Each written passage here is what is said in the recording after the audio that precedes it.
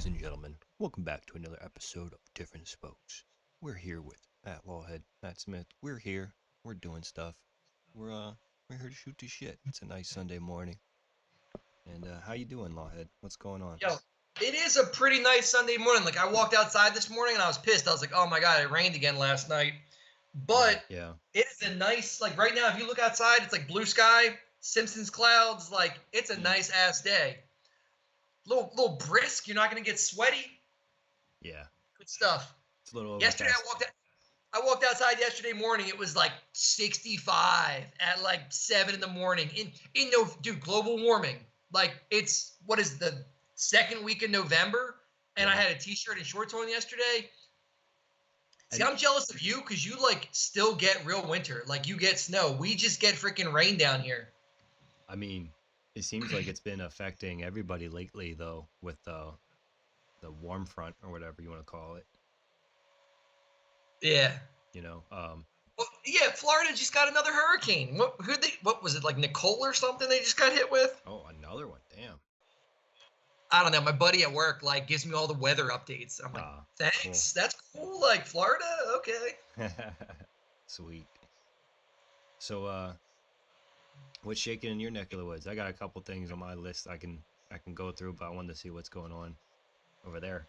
So, trying to like recap stuff we talked about all week. Like, I think podcast that dropped, sponsorship switch ups that came out. I just get like random ideas, and I don't know if they really have any value. I don't know. I don't know what people care about. I don't know what you want to talk about. Like, I straight up was thinking like I want to do a boot review. like I wear work boots every day. This time of year, my yard's wet. Like, I don't know. Is there any value in that? Like, do people care? Like, maybe not. I think there absolutely is. Yeah. I get ideas and I'm down to talk about anything. I've been like really considering finally building something in my driveway. Like important thing that I'm already breaking my own rule. We did that last podcast and I said to myself, I'm going to print out a piece of paper and hang it on my wall. And it's going to say, don't say like. I just do not want to say like. I say it way too many times. Another way to mitigate that is to go one step above that, like in the gray matter of your brain, and just try and force yourself not to fill every blank space, which is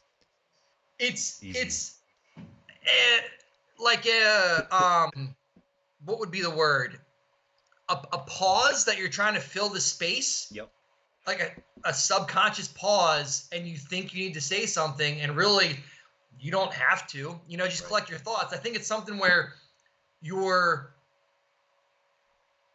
on a screen, or you're looking at yourself, or you're on multiple, like your brain is taking in the video and it's trying to think of what you want to say, and there's that blank spot, and you feel obligated to fill that with something, or you're trying to explain yourself. Yeah. And I just really want to cut that out because I'm notorious with saying that, and I try to listen to other people.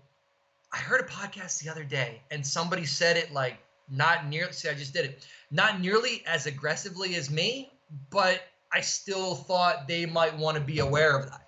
I don't know. Oh, but I was saying, so I've been really thinking about building something in the driveway finally. The spots in my town, I really feel like I've done practically everything I've wanted to do. Nothing new's really popping up. We actually lost a park recently. So I had Pottstown. That was probably 10 minutes away. Little cement park. I don't know if you've been there. All the training kind of sucks, like a plaza style. I don't know. It's not bad. It was really fun when it first came out 10 years ago. Yeah. We had another park probably 10, 15 minutes north. Prefab ramps, kind of reminded you, remember the YMCA where I used to work? Yeah. Imagine if that park had a third of the stuff, maybe a quarter. And you could definitely go there and keep busy like it was it was grimy and jibby. Like it was fun. They actually tore that out, and I know they were. Justin was telling me because he's lived here like his whole life, and they've notoriously had problems. Like the township was never really into having the park there. It's kind of back in an apartment community, like whatever you call that, like townhomes. Hmm. And I heard one rumor they were going to rebuild it, but I don't know how much validity there is in that. But that park was fun. That was like probably 10 to 15 minutes north of here. And then we have a third park, probably 20 minutes. And it kind of reminds you of Radnor a little bit. Oh, you were there, Exeter. It was prefab, like blue ramps. And we rode that years ago. And Yeah. you were trying to ice hard or ice 180 like a little grind box. Yeah. You've been there. Yeah. Because they actually got rid of some of those ramps. Hmm. I went there not And too long ago, and I was like, wow, why is this place kind of whooped? yeah, they got rid of some stuff. Somebody Yeah. cut the rail, like they got rid of Yeah. some random things. But anyway, my whole rambly thing is like everything within a half hour of me, I feel like I've kind of done I'm not super motivated to drive to. And if I Right. build something in my driveway, I have a little more control over what I build. It's right there. I have no excuse not to go to it. It's taking my bike outside. What Um, what do you think about building? I was gonna keep it real simple and probably just like a bank to a sub and a long low box. And then I have a couple rails that Justin gave me that I kind of want to rebuild a little bit. Like I don't know if I had them welded together and I was never super happy with how it turned out. I think I kind of need to like cut the feet off and just redo them. Hmm. But I could make a long low rail, and I think if I had a mellow bank to sub and then some kind of box along the side of my driveway, like it really wouldn't affect how we park, and it really wouldn't be an eyesore to the neighbors, even though they're like 95 years old and don't know what's going on anyway. But my hang up right now is lumber prices. I just I don't know. I should just bite the bullet and suck it up and go for it. So maybe that'll be my winter project. I don't know. I heard Keep thinking about it though. I heard the prices are on their way back down too. They peaked, they went down, they came back up for a little bit, and I think they're on their second comeback. So it's kind of down. like a bouncing effect. I think, yeah. Mhm. Yesterday I went on a little mission. There's this park that I was doing something on Google Maps, and I don't know if I typed in skate park or what the hell I did, but I basically stumbled onto this park that I had never seen before. It was built in like 2014. It was 20 minutes from my house. It would have been, when I lived in Coatesville, it would have been, I don't know, 40 minutes from my house. But either way, it was in such a trafficked area that I thought, how have I never seen this park before? So I found it. I texted Justin right away, and I'm like, yo, have you ever seen this park before? And he basically said, what the fuck? How have I never been there? It's been there since 2014. I went and finally checked that out yesterday, and it sucked. Like it was at a police station. It didn't help. They were having some farmers market, little like community day, something or other going on. Mhm. But everything, the way I would describe it, it was like Amity. I'd rather ride Amity than ride this park, and that'll make sense to people that have been there. But I mean, it was just everything was too close to the fence was the problem. The way they laid everything out, you might come off of a ledge or a rail and you were 2 foot away from the fence. And long story short, it just sucked. And when I originally found it, I thought, how have I never seen this before? And I don't know if I hallucinated this or if this really happened, but I think I remember somebody going there years ago when it was first built, and they were like, it sucked. Don't go there. And I think that was why my brain just never retained it. Mhm. And there's been this park right under my nose, 20 minutes from my house, but I wouldn't go back there. I'd rather just go ride Pottstown or ride Exeter. Right. It was whack. The other thing I went to look for, I was going like a month or so ago, I was going from work to a job site, and I saw this random parkour when they run up Yeah, like the the vert wall half. thing or whatever. I saw one of those in a church parking lot, like or kind of like in a field, Yeah. and it looked at the time like it was built to be permanent. And I said, I gotta get down there. I gotta get down there. And I put it off for probably a month, but I knew what it was. I knew what I saw. It was in the grass. It would have been like a fun little hit and run, quick tranny thing. It was gone when I got to the church. So I don't know if they were setting up for some kind of temporary parkour show or something, but I Yeah. was bummed because it would have been cool just to get like a quick little carve clip or something on. But my mission yesterday, total failure. Damn. Parkour, half pipe was gone. New mystery skate park sucked. Like, anyway, that fully fed into me. Like, I want to build something in the driveway. When I first moved up here, you're familiar with the Coatesville spot. You've been there a couple times. It basically, I don't know if it was Pico or who parks on the property now. They tore everything off. It really doesn't exist anymore. I don't know if anybody's actually been on the property and seen if the rails and half pipe were torn out. But I miss having something like that. We rode that for 10 years practically. Yeah. And it was a solid local. And when I moved up here, I started looking right away. And even with Pottstown kind of being a mill town, I really haven't found anything. So I talked to Justin. I said, "Is there anything around? Like, do you want to get anything started?" And there's just not a good spot for it. So that ultimately has like led me down to build something in the driveway.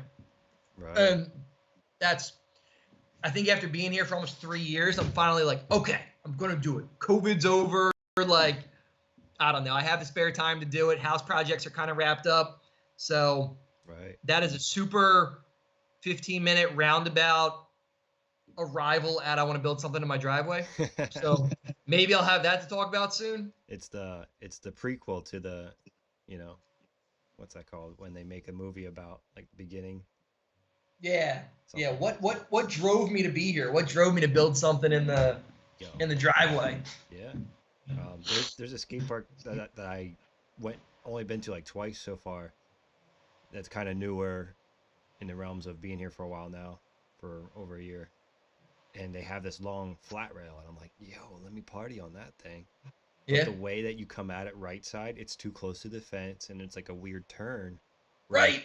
you kind of have to like somehow get speed, cut that corner, and then maybe crank again just to grind the whole thing. Not even like, not even to grind it fast, just to get it like.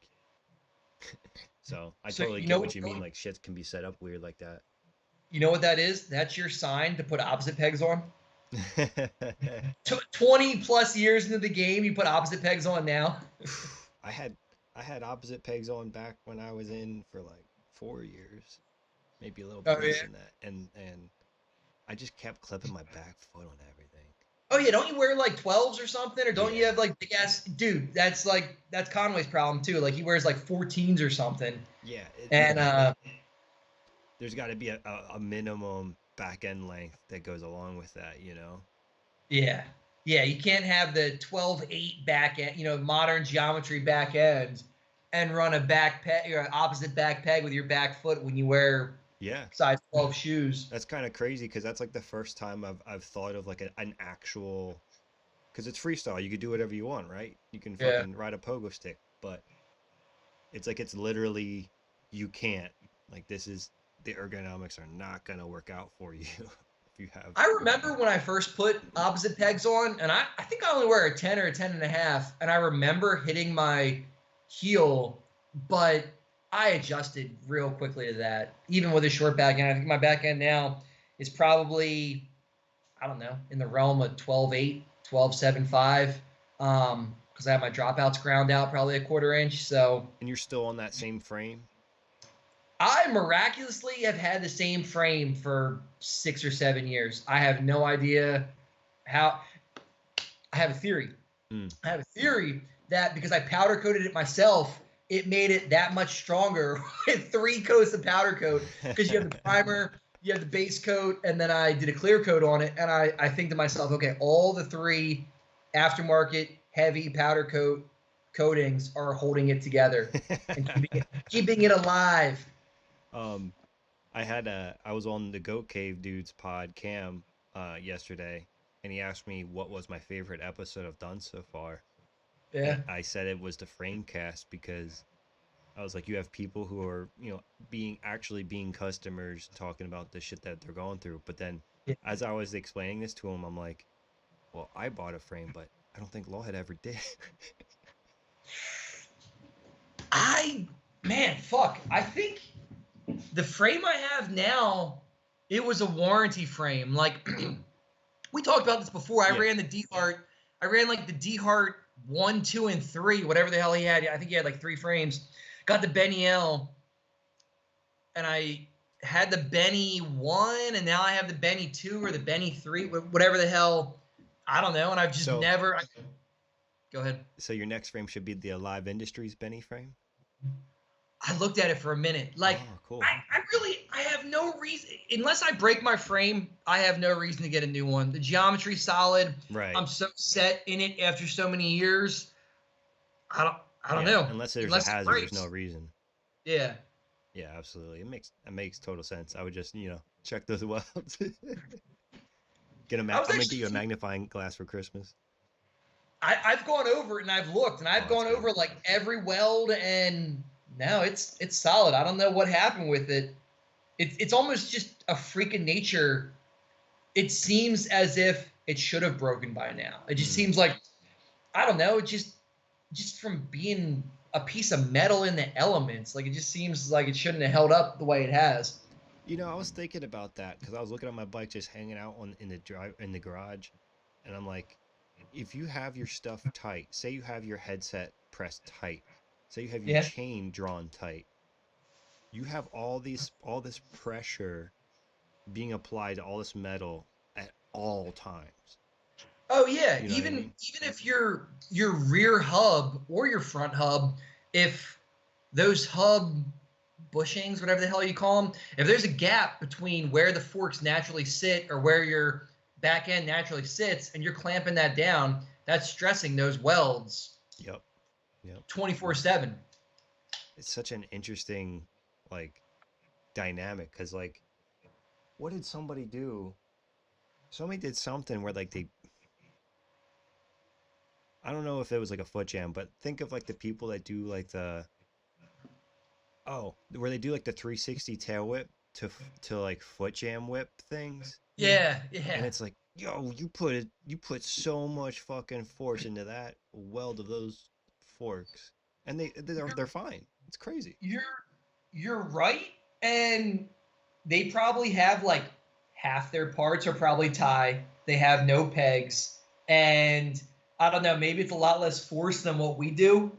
A couple pounds different, but I know what you mean. Yeah, I mean, either way, it's just like, oh, all these things are under pressure, and then we do weird shit, or like where people jump up and do like a nose press without even doing a foot jam. I mean, I don't know what's worse for the forks, a regular nose press or a foot jam, or like when people do nosies and they bail out and the bars hit the ground.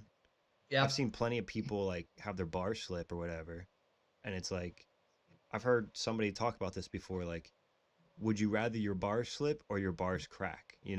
Like, oh yeah, we were talking about that. Yeah. Yep. So it's crazy. I guess if they slip though, you're ripping out the knurling on the bars and the clamping area in your stem. Yeah, but you could always put a little bit of screen mesh in there. Yeah. But then once you do that, you might be cracking a crossbar off or some shit. Yeah. Hell yeah. Yeah, man. I was watching the BMX Day Jam that I guess it was like Garrett and whoever had in San Diego, and I was watching the behind the scenes of it was on like Our BMX or something, and it was them installing that DIY rail. And that was another thing that just got me like fiending to freaking build something, dude. Watching, them do that, what do you call that? Like rebel run of building that thing all day. I mean, it sucked to see at the end of the video, they were like, and if you're wondering how long it lasted less than a week. Oh, but yeah. I want to do something. I want to make something new. I need some kind of motivation to ride something different or something else. Mm-hmm.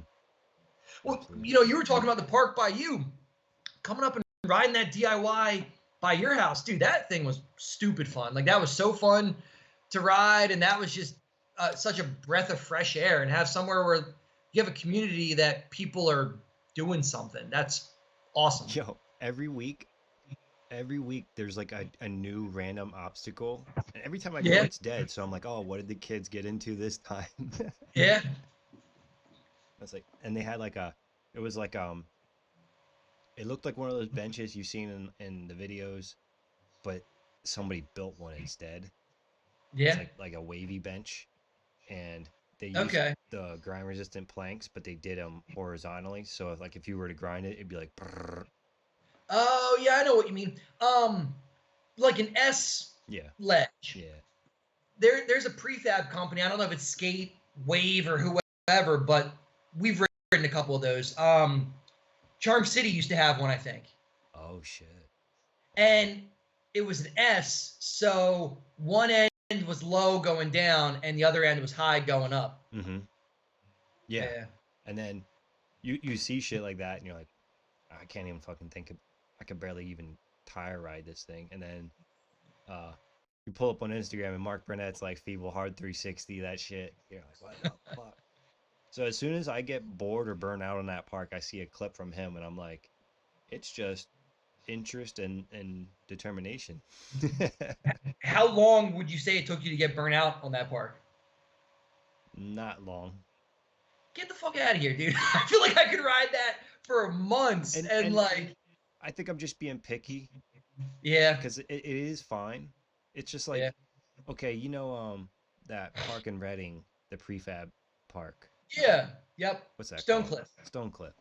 Yeah, Shitcliff, also known as. But yeah, the Stonecliff can get boring too. But the cool part about Stonecliff was like you could drop in, hit the spine, hit the hip, hit the pyramid, hit the quarter, and do it all, come back, and you know what I mean? Like yeah, all of your effort was applied to just the actual fun stuff.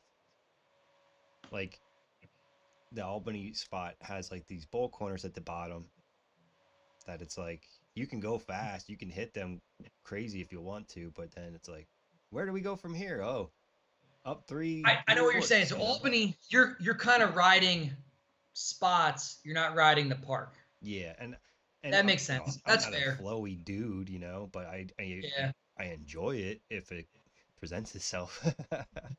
yeah. When I went there, I rode the sub box Hmm. for half hour, 45 minutes, and I just rode the sub box as a spot and didn't really ride the entire park. I have yet to do that. When I Oh, saw that sub you do box is that, I so was like, fun. why haven't I done this yet? Because like That's part of also it, go uh, ahead. I had plastics on it when I first started riding the park, and I was like, well, I don't want to slip out because I know I'm gonna want to do a nice fakie. I know I'm gonna want to do a nice 2.7, and with the plastics, I know I'm asking for trouble trying to do those tricks with those pegs. So, Believe it or not, for being metal coping with plastic pegs, it could have been worse because I got the ice to tooth and was pretty fine. oh, nice, It nice. it wasn't like pure glass, you're gonna die. It was right in the middle. Ah, yeah. Yeah, it was comfortable enough that it slid well, but you weren't gonna eat shit. Hmm. I would like to one day ice across and maybe like 90 fake. So that would be kind of cool. Oh yeah, Maybe yeah, that'd work be on cool. that. But it's a cool area, man. Like it's a nice atmosphere. Like a lot of the times on the weekends in the morning, you just got a bunch of old heads playing basketball, and it kind of just makes you feel. I know it's Albany, but it feels like it's like almost like Central Park or something. It just feels like just like a city. Like everybody's going about their thing. There's people in that top court playing tennis while you're riding bike, and everybody's getting along. It's kind of neat, like in that respect. Granted, I was only there for a couple hours, but I didn't get the vibe that Albany. Not that you could let your guard down, but Albany didn't feel like a Philly or a Reading where you might have to not pull your camera out or not have not have your head on a swivel. You know what I mean? It. I don't know. Maybe where the park is a nicer area. It seems like there's something about it. I'm sure at like certain times, I feel like it's more random. Like like there was a sketchy person that was just like hanging out at the top of out of the park, not with a Yeah. bike, not with a board, and you're like, what the fuck's this guy doing? Yeah, what the fuck are you doing here? Yeah, and it's like, all right, so keep an eye on your stuff. You know, just kind of. Yeah. I feel like it's really random. Like the one day a guy in a full blown suit showed up and started skateboarding. You know, I don't go that often, Yeah. but when I do go, it's like a fucking mystery every time. Like I went for Yeah. my birthday and this guy showed up on that one wheel and he was jumping shit and I was like, you know what? He's fucking living his best life. That looks fun. Like he doesn't look like he's trying. He's not gonna worry about his back being sore later. Yeah. But yeah. So so the you just got your 3D printing machine back? Oh yeah, I kind of had like, if you want to talk about that, I had a kind of a crazy failure, and I was at work when it happened, and Laura, she texted me and she said, "Oh my god, I was making a noise. Um, you know when your drill, when the throttle like um what's the word? Like when it stops rotating and the throttle is kind of like, you Yeah. know." She said it was doing that. Oh wow. So I got home and I started to mess with it, and I kind of figured out that my Y belt was too tight. So I loosened that, but I still wasn't super happy with how the plate moved up, back and forth, like up and down. Not, not the extrusion head, but the plate going Mm-hmm. back and forth horizontally. And I kind of got into, okay, do I dive into this myself and look into fixing it and spend a ton of time? And I said, you know what? Let me just jump on Google and see if there's any kind of 3D printing repair shop, whatever. Yeah. Just somebody to look at it, maybe even just give it a little tune up because I've run it so many hours. And surprisingly, there was somebody 10 minutes away in the town above me. And I said, 10 minutes away, you know what? This is like too good to be true. I'm just going to take it up to this guy. I was texting the guy. He was real cool. And he took a look at it, and he said he like did some little minor things and didn't really charge me anything. So I was like, whatever. I Oh, kind that's of wanted cool. to make sure it wasn't going to catch on fire when I wasn't home kind of thing. Yeah. And I got it back, and I think I just had the one belt like way too crazy tight. Mm-hmm. Because I've been printing, I don't know, I got it back on like Wednesday or Thursday, and I've pretty much been going nonstop since then. Had clean prints and really can't complain. Just had that belt too tight. So I don't know. I could have been a little more industrious and looked into it on my own, or I just took it somewhere, local guy, and I was happy with how that turned out. Awesome. Yeah. I mean, some things are worth paying just to get somebody to look at, you know? It just like out of curiosity, I wanted to make sure one of the motors wasn't gonna just burst into flames or something. I don't know. Maybe that doesn't even happen. But it's nice to have the peace of mind of, okay, here's some IT guy that took a look at it, and I'm good to go now. Yeah, because there's like a heating element in there. There's a lot of things going on that could catch fire. Yeah. Something weird. I mean, we don't know. We're not technicians. Yeah. Oh, you can actually see it. So when I first got it, I said, okay, I'm gonna buy. Hold on, I'm gonna try to point to it with my finger. My finger's not even on the screen. Oh, gotta do this finger. Hold on, I'm gonna point to it. Backwards in the camera. So I have a smoke alarm right Oh, there. nice. Good Boom. call. Just had it like, because my wife will be working. Like somebody's always home. She works during the day, but she'll be in the zone or on a call or something. And if something were to happen, I don't know. I don't know. Maybe that's overkill. Maybe nobody else worries about Yeah, that. that's a But genius idea, actually. I think that's really I fucking just, smart. yeah, just because I run it nonstop all the time, and just to have that there, it's like an extra layer of, I don't know. No, Yeah. knowing that it's there, just in case. Doesn't hurt to buy a $5 smoke alarm, Yeah. and it probably should have been in this room anyway. Right. The And other thing I noticed, I can see is that your alcohol for cleaning your plate behind you? yeah. So mine, oh wait, oh, damn chair's in the way. Fuck, I could see it, but now I can't. I have my little jug of alcohol like right there too. Yeah. And I keep it away from the printer because I'm like, this is explosive, so it's gonna go away from the heat. dude, I don't know. You think crazy stuff like that, and maybe it's not a thing. Maybe it's not necessary, but I don't know. It's hard. It's not hard to be better safe than sorry. Absolutely. And I started So I'm getting into the swing of ledge dressing production right now. I was gonna ask about that. Yeah, so basically I have to, if anybody doesn't know, I had to 3D print the what I wanted it to look like and then cast that in silicone. Have we ever talked about that? Like, should you give the rundown of what you went? Are you keeping it under wraps until you're totally done, I'm or? gonna do a whole thing on it eventually because people are gonna be like, you did what for fucking grind wax? Yeah, and And it's like 6 months in the make. How long has it been? You're like at least half a year in. yeah, just me explicitly trying it myself. Yeah. Um, and so basically the stuff I was using, the the the material, the PLA that I was using in order to cast my silicone onto, when I used the white PLA, it casted better. So I went back and printed another one out of white so then I could get better castings. Damn. So you had the same type of plastic, and one color was better over the other. Oh man, the white printed so clean and nice, and the orange was like a little bit more stringy, a little bit So weirder. how long did you have the orange out of the packaging before you tried to do that? They were almost like the same time. Okay, because I've noticed I'll open up. I mean, obviously there's like humidity in a Yeah. room, and I've noticed a brand new spool that I just took out of the packaging will print better than something that's sat in my office for a while. Yeah. And it's like so clean and so nice. I'm like, all right. And when I saw the silicone was casting better, now I'm at the point where I'm like, okay, I have one mold, so I can only make one at a time. And the way that the way that it is curing, it's creating like a divot, like a really deep divot throughout the whole ledge dressing. So Yeah.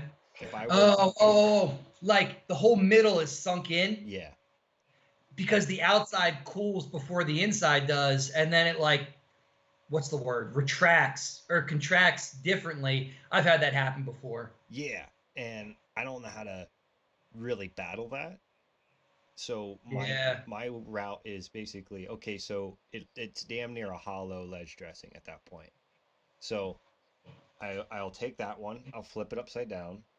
I was gonna say print it up or mold it upside down, and then the depressions in the base instead of the top. Right. So Yeah, that's why I'm making them upside down to begin with. So that that makes sense. Okay. so I don't know if I can avoid it. So my next step is to basically when I go to pour my next one, I take a little bit of extra and I pour it inside that hole. Because the Yeah. last thing I want is somebody to get this, pay a premium, because I'm definitely gonna try and get some of my money back for these motherfuckers. Yeah. But the last thing I want is somebody to be like, oh, this thing's fucking hollow. What a jip. So I Well, weighed the old ledge dressings before I that's what I was started gonna this say. Okay. project, Yeah. and it's basically 5 ounces, anywhere between 4.7 and 5 ounces. And once I filled in, because at first when I filled it in, I'm like, well, it's still sinking again, but not as much. Do I have to keep doing it? And then I'm like, I weighed it, and I'm like, nah, fuck that, because we're putting so much fucking time and effort. But the reason I brought all this up was because of your smoke alarm. So I used to turn my boiler on like high to get just to get everything going because I'm sitting here staring Yeah. at it. I want it to go quick. I'm trying to make this shit, and then I realized And like, you have a hot plate, right? yeah, and I'm doing the double boiler thing with the high Yeah. plate, Hmm. and you know, okay, I'm doing something that doesn't really make a profit. Kind of fun to do, but it's like I don't know what kind of fumes are coming off of this shit, and I keep subjecting myself to it. So I started like wearing like those big respirator masks that we had Yeah. for Yep. taking With up asbestos. the pink filters. Yeah, Yeah. but then I realized like, or I could just not be down here. So so what I do is I notice that if I take my boiler and I put it to like one, just like level one, Yeah. it will eventually boil the water. Yeah. So my idea next is to get an extra ring camera and just put it in the basement and have it pointed at the hot plate. Hmm. So that way I can be like, okay, I gotta do this, I gotta do that. I can make wax while I'm doing other shit. Like I don't need to Yeah. stare at it while it melts. I don't want you. I don't want you to give away like trade secrets. But do you use paraffin wax or soy wax? Paraffin. So I think Okay. soy is 'Cause like I even think more that is expensive, right? But I think soy's a little more natural, where paraffin might have more fumes than soy does. Right. But soy might, I don't know, maybe it's not a good riding wax. I don't know. It's worth exploring. That might be a good idea for some winter Yeah, blend. yeah, but don't tell anybody, dude. You don't want to give away your secrets. Shit. I thought about it. I took a picture of the setup and I was like about to tweet it and I'm like, shit, I don't want everybody to know how I'm doing it. And then I thought about it. I'm like, if you went through this much work, Yo, you nobody wouldn't wants to do it. undercharge. Huh? I said nobody wants to do it. Yeah, nobody wants to go through this much work. Yeah. I'm just that hell bent on making the most premium grind wax I can fucking all it really is just I had an idea in my head a long time ago that it looked like a goddamn sauce cup, and I'm Yeah. just driving to that point. Now, as I get there, I realize, yeah, this is a lot more work than it's worth. Fuck, I'm actually gonna be in the hole for all this, but eventually, now I have it. I can hold it in my hand and be like, that's exactly my idea. Yep. From here, if I just peter out with it, that's fine. Or from here, if like people pick up on it and they like it, that's cool too. But either way, it's done. You know what I mean? Like, Well, like I said, even if people don't buy the shit, it's in your portfolio. yeah, Like you have the idea of I went through this process, I created this. These are all the skills I developed off of this process. Fuck if anybody buys it, you have that when you're doing something in the future. yeah, yeah, you're right. Because it's like that was my main motivation to get the printer. That was my motivation to figure out how to use Fusion 360, all that shit. Yeah. The slicer. Yep. Fucking, you taught me a little bit about that.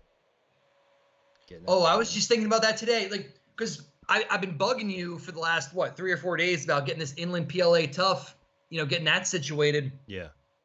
If I also don't make things easier on myself. Like Mm-hmm. I won't ask for help. I won't Google anything. I'll just fucking try to do it on my own. And I probably could have saved time, but if somebody said I want to do this, I'd say, okay, here's what you do. Here's how you don't waste time.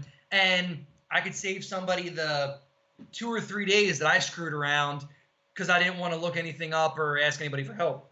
Mm-hmm. But no, the inland PLA tough, dude, I'm sold. Like So it's I really strong. so I don't know strength wise. This is the same thumbnail from the other thing, but dude, stupid clean, no stringing. I printed horizontally. Um, So that makes the pedal body stronger. well, it's just a different kind of PLA that's, I guess, stronger, more rigid. I don't know chemically how it's different, but I popped out 3 big supports and then like some little tiny minor supports, but it was just so crazy clean compared to like other orientations or printing with PLA plus Mm-hmm. that now that I have it down pat, dude, I'm stoked. Like I'm happy. I got Angus and Rainer both running pedals and trying stuff out and let me know what orientations work best and what type of plastic they like. So I know dude, Angus will go out and beat the shit out of stuff. I'm like, you're the perfect person. Yeah. I said, throw your bike, pedal grind, just let me know what you like and I'll keep sending you stuff. And they were both psyched. So that's the main thing I've been working on for the past couple of days is pumping out pedal bodies for them. That's cool. That'd be fun to Yeah. go pegless for a day or two and do like a pedal grind like bonanza. Yo, I used to always say that. I'd say, let's film a pegless day and just see like how we all ride and what goes down and how we treat spots. Um, Yeah, yeah, I could see it being fun. absolutely. Four pegs is fun too. It's just like fun to have a day set aside to do like a dorky theme. Or not dorky, but like you're not afraid to look dumb trying some shit. I Yeah. remember the last time I put four pegs on, the YMCA skate park in Lebanon still existed. And I had just learned Feeble Smith's right side. And I was Yeah. like, let me see if I could do it opposite. I did it like within 5 tries, and I was like, man, four pegs. Obviously, I was being a weirdo back then and like taking shit too seriously. But because there is a lot of skill still involved, you see a lot of people showing how it works. But I was like, oh, it's just like right side. Yeah. Oh yeah. I mean, I think opposite stuff slides better for me personally. Like I don't know if it's the way I lean or something about the setup of my bike, but I think opposite does slide better than regular. I want to, I'm really tempted to go back to right hand drive, like putting the sprocket back on my dominant front foot side, Okay. so I can do so I can do, I call him, ever since Sad Lonely Guy, I forget his real name, Ji-Hoon Lee, Yeah, yeah. ever since he kind of like repopularized that trick, him and Eric Lichtenberger. I used to do those back in the day. Not nothing crazy, nothing nearly like what those dudes do, but Yeah. I remember the feeling, and you can with your back foot and the crank arm, you can put that crank arm on a rail and you have your foot there on the pedal still to balance it on the rail, Yeah. and it is such a cool fucking feeling. And you said a back foot pedal grind. Yeah, it's almost like a back, I would almost call it like a backside crank arm, or like a Dude, I haven't done one since I got rid of my brakes. Because back in the day, you had your pegs on your dominant front foot, and your back foot was your pedal grind side. yeah. I don't know, maybe that was just me, but like I remember that being the thing back in the day. Yeah, yeah. And I had demolition pedals, and I remember like somebody's dad had a die grinder and grinding everything off one side of my back foot pedal grind. You know, the opposite of how you have a front foot grind side now. Yeah. But yeah, dude, the rail at Radnor, that was the only rail I ever back foot pedal grinded and died like a couple times and barely got The it. one that went But down the steps? yeah, that was the only time. I think I have a picture of it somewhere. That was the Yo. only, because you could grab your brakes and you wouldn't Hit, you know what I mean? You wouldn't backpedal. like you So you'd wouldn't have hit the that pressure. sprocket teeth. Well, no, your sprocket, yes, yeah. So you'd be standing on your back Yes, pedal. yes. You would be doing like Yeah. the Jim C style where he'd squeeze the brakes and then you just kind of like hang out there and be Oh, good. yeah, you're taking it back. That was years ago. Yeah. But my point is, I couldn't imagine doing it brakeless and not having the resistance or the force of having your brakes pulled where you can lock into it that way. It works. It's just like your front end goes down lower. It almost looks like a crook. You kind of like I will purposely keep my front end up just a hair because I don't necessarily want a crook. And I actually try when I first started trying that grind was brakeless on a plastic jersey barrier. Oh, the orange Yeah, kind. way Yeah, I back in know the what you day. mean. Yeah.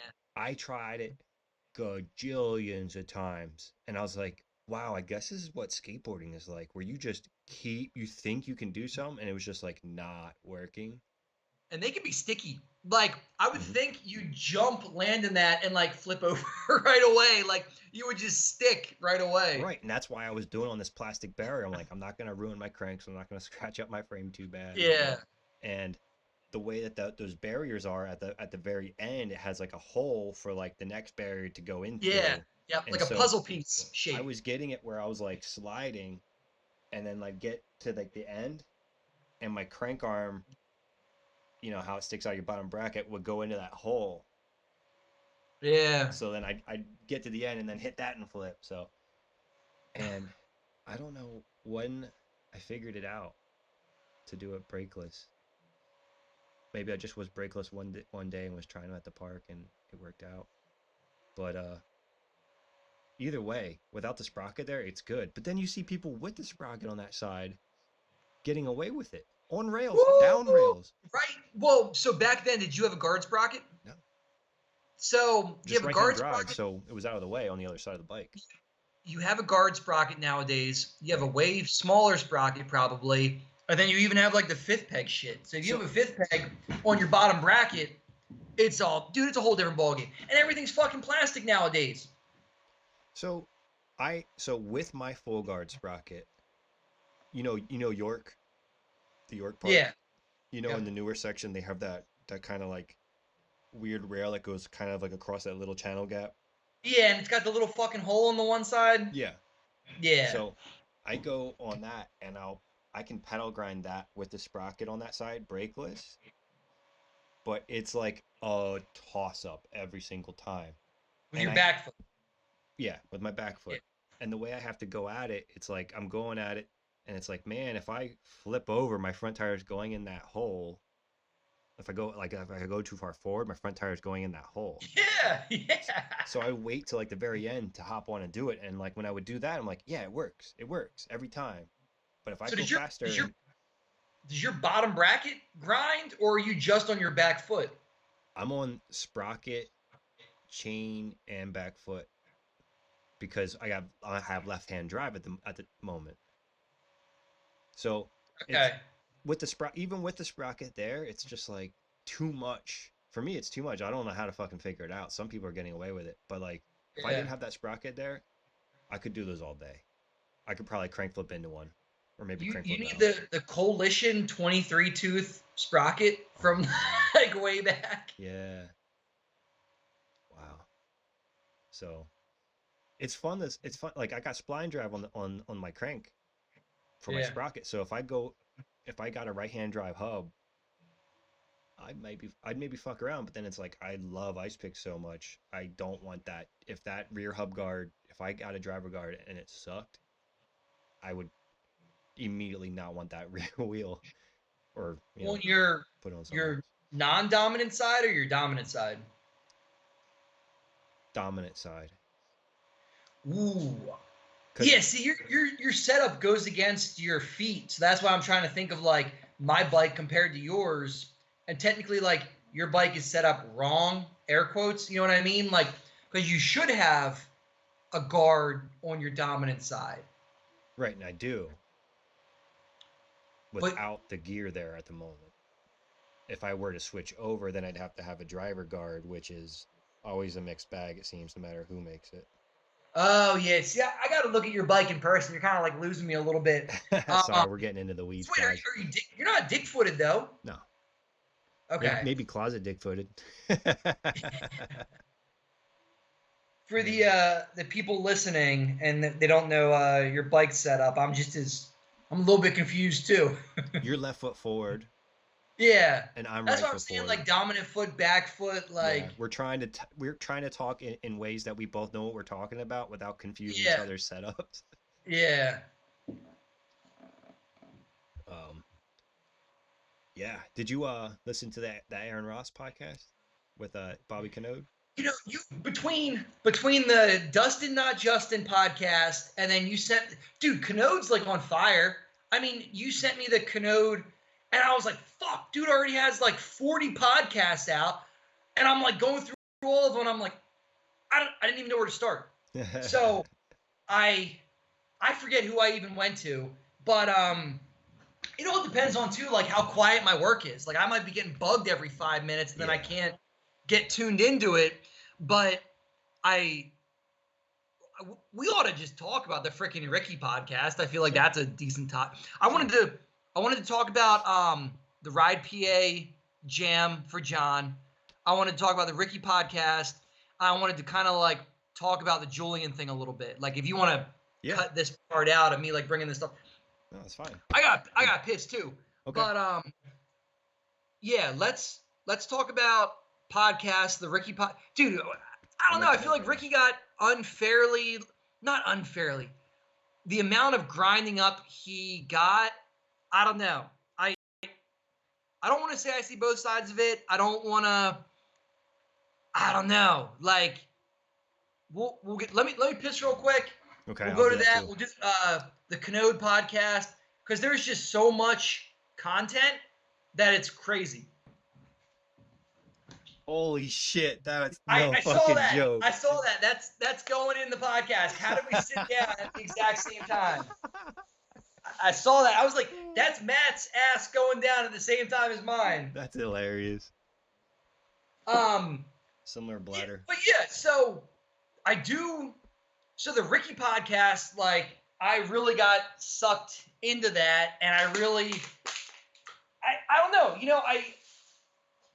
I want to stay neutral and stay like analytical, and that's good. with saying that, in when I mean, for anybody that's never done a podcast, or for somebody that's like not in the mix doing something, you're doing that podcast live, and you are doing it off the cuff, and you might not have an outline right in front of you, or you might not remember. I don't want to say you don't remember what you said 20 minutes ago, but you can go down a rabbit hole of not remembering what you said. Mm-hmm. And you might, to be fair, of anybody podcasting, you are not always fully prepared, and you might have a topic on your mind that you want to present, and you might not have the most ideal example. And I think, anybody can fucking tear me up, whatever. I don't know what I'm talking about. I'm disconnected, whatever. But I think you get in the moment and you're talking about something passionately, and you might pull an example into the conversation, and maybe it wasn't the best example, or maybe it wasn't exactly what you wanted to talk about, but you're talking about something passionately, and you live it every day, and you start talking about something, and you just keep talking about it. And you might get to a point where you're like, oh, fuck, I'm still talking about this, or, oh, I didn't really want to take this in this direction. And it can be edited out later, but ultimately, like, you're kind of like at the mercy of being live. Like, maybe like, I mean, everybody harped on the Chris Doyle part of Ricky's podcast, of the podcast. Right. And maybe if he would have used a different example, everything would have been viewed differently. But it's like, because he chose that example, he got completely grinded up. And that was what you saw all over Instagram. That was everybody's fucking, Team Weed, fucking everybody, that one clip. And it's unfortunate that what he presented throughout the whole podcast, there was value there, and people really only honed in on that one part, or people gravitated towards that one part and overlooked everything else. And it's like, hey, you're on camera, you don't have everything planned out, you're passionately talking about something, and you get a little wound up. Dude, like, I get fucking wound up when I talk. Like, I get excited, I get fucking loud. Like, you're talking about BMX, you're talking about something that you love, and sometimes you're talking and you're like, oh, fuck, how did I get here? Like, it wasn't your plan to go in that direction. Right. And I don't know. I see both sides of it. I've been where he is. When you're talking in a podcast and you're presenting, you don't get to hit like pause and rewind and go back and be like hyper analytical of what that person said and like fucking take notes and look at the time. I don't know. Like, it's real easy for an entity to go back, Team Weed, whoever, and analyze what somebody said. And in the moment, they're just talking for an hour of their lives, and they might not remember what they said a half hour ago. You know what I'm trying to say? Like, you get it, because we've done this, and I don't know. I think there's validity in multiple aspects of what took place. Yes. I will say, like, that's as corny. Like, some people will say shit like, oh, I don't even watch my old edits. I lived it. Some people don't listen to their podcast after they record one. Yeah. For me, I know I'm not a pro at talking at all. I know I'm not a good interviewer, but I'm, I've definitely gotten better communication skills after I started doing this shit. But at the end of the day, it's like, I gotta listen back to myself and make sure I'm not, embarrassing myself or somebody else. Yeah, you don't want to sound like a douchebag, and you don't. I mean, to be like at the most simple issue you could encounter is you don't want to be wrong. Like, right. You want to like fact check yourself to an extent. You don't want to sound like a douchebag, and there's things I say where I'm like, oh fuck, I hope Matt cuts that out. Like, and so Right. I don't know. You might go on with somebody and they're your friend, or they're whatever, and they might have no ill intention, but something comes out that you said that it's like, shit, I didn't really want to say it that way. Yeah. at that time, and oh, I could have thought of something better. Oh, I don't know.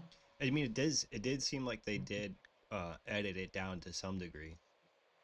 Yeah, like there were some hard stops that you definitely. I mean, the obvious like names getting chopped out, but there were a couple like hard stops that you noticed. Yeah, and I think what we saw was someone who was talking without, like, I feel like every BMX podcast you listen to, we're all kind of thinking as we're talking, and he was just Oh, like, exactly. no, this Yeah, I've been sitting on this for years, like I gotta say this, which yeah. is There's cool, there's no but script. Yeah, yeah, there's no script. There's no outline. Uh, it's not like a professional recording with like a recap and I I don't know. You know, you're winging it. You're winging it, no matter what the degree of your production is, and it's coming off the cuff. And when you put in when you're talking about factors that affect your life every single day, and you're passionate about, and you have some frustrations, that's only going to be, uh, you know, expanded into what you're saying and hmm, come off even more. I don't know. You know, right, everybody jumped all over the Chris Doyle, and it's like maybe there was a better example. Maybe there was something he wouldn't have gotten grinded up for. I don't know. yeah. I said this to Cam at the Goat Cave. I was like, at the end of the day, all of us BMXers are taking we all take everything to heart because this is something that we've been doing since we were little kids, since we learned how to Yeah. ride bikes. So there's a very strong like identity politic involved in this. And if somebody says something like, "Oh, I don't use a hub guard on my driver," somebody might be like, "What?" You know, that dude doesn't even know about hub guard drivers. You know, and like Yeah. we can take it so seriously, but realistically, it's like it's only as serious as we take it as. And I think, what one of the things that I thought he said that was interesting was the X Games shit. Because I didn't think anything about X Games, good or bad, but when he said that shit about X Games, I was like, he kinda has a point. Well, I mean, I subconsciously I had already had those thoughts of like, yeah, the X Games is a little fucking boring. Like you said, you know, it's imagine if you take every California spot and you put them into one park and everything's perfect and it's the top riders in the world. And I subconsciously like I'd rather like X Games, I'm gonna watch the highlights. I'm gonna be fucking bored. I might be on my phone, you know, whatever. But like simple session, I'm watching all kinds of shit. You know, Yeah. I want to see more of that, and I feel like that's a better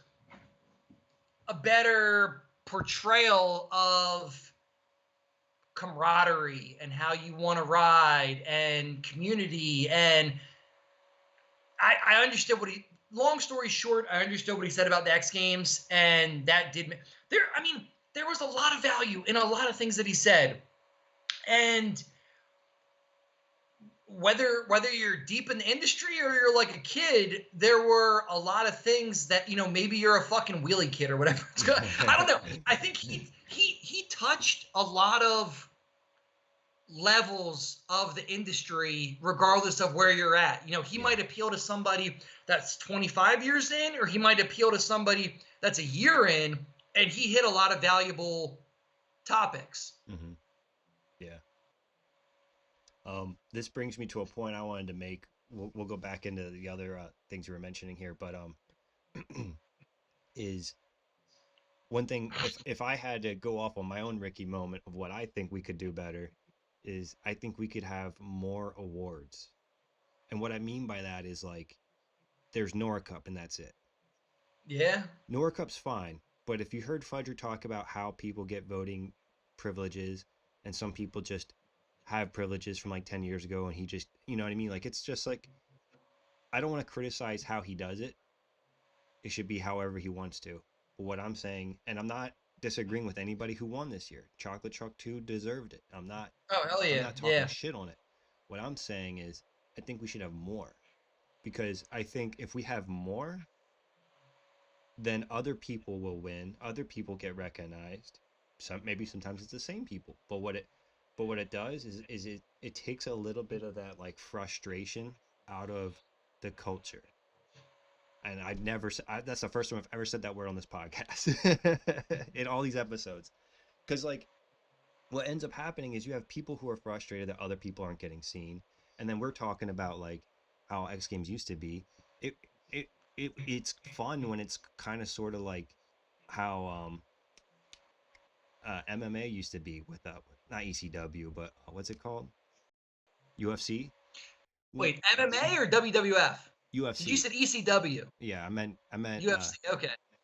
I meant UFC. Like when UFC first started, it was like anybody against anybody, and Yeah.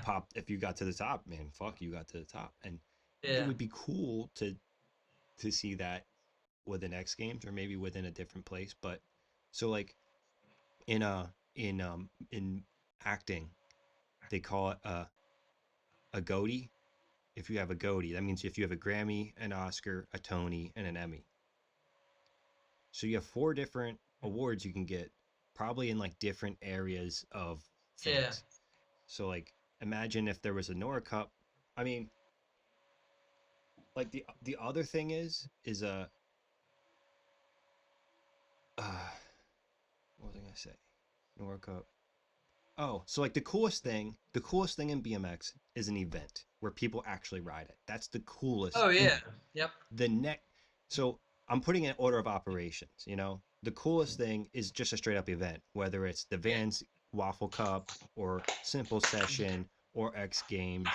You know, Did you watch that that's Las Vegas Jam that just came out? mm-mm. We got to talk about that because that like you're making me think about that and the other possibilities that are out there. Right, And that was a jam that was awesome. Like that looked really cool. And it was cool like you're going to see names at a jam that you would never see otherwise. right now. And I think that's what you're diving into, the possibility of not the top 10 in the sport. Well, there's just more than one way to crown somebody. There's more than one way. So like the Monster Street Series was a very cool example because that involved riding, like you were actually riding at those events, and at the end there was a winner or Yeah. someone who got honored. Well, Dawn of the Streets, because I Down don't in I the don't think they're streets, doing Monster anymore, but you have Dawn of the Streets now. right? So you have all these things that are prestigious that there's riding at, which I will say is the number one coolest thing that happens in BMX is events where riding happens. Now, the second coolest thing, if you ask me, is the awards such as Nora, because now we're all sitting in a room agreeing on somebody, probably partying, probably drinking, shooting the shit. There's not so much riding involved. It's just about riding. Like when Doyle, I was there when Doyle crowd surfed the stage to Nora Cup, and it was like, tears were coming down, because it's like he was he was due for that Nora Cup for years, and it just so many other big names were there and killing it that it kind of got passed over him for a little bit there. So when you got to see that, it was like, oh, it's awesome. So if we had, say, we had an award for like Jam Rider of the Year. So like, say this rider's hit all these jams. You'd basically have to figure out who is the voting body, and Yeah. there's different ones, and there can be like an East Coast, a West Coast, a Central. However BMXers want to get together about it, which is probably the hardest part about it. But Oh you know yeah, what I you could mean. totally expand the topics. I mean, you could have like best DIY of the year. Like, you know what I mean? Like No it one would could really want their be. DIY to win because they wouldn't want anybody to know about it. Yeah, yeah, just not say where it is. Well, I mean, you even Yeah. have like Seamus McKeon, however you say his name. Like he's building that whole goat pen. Like Yeah. that's a DIY that's not. It's like a legal DIY. It's not a rebel DIY. Mm-hmm. Like maybe he wins. Did you see that Cherry Park DIY just got torn down? No. So I think that was in Jersey. Like I got it in my phone somewhere. I never really made it Oh. out there.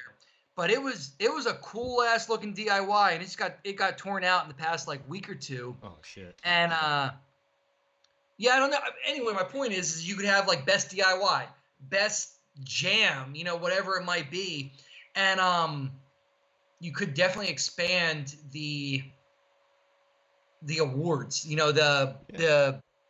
topics. Yeah, Pride PA even That, had dude, their own that's awards.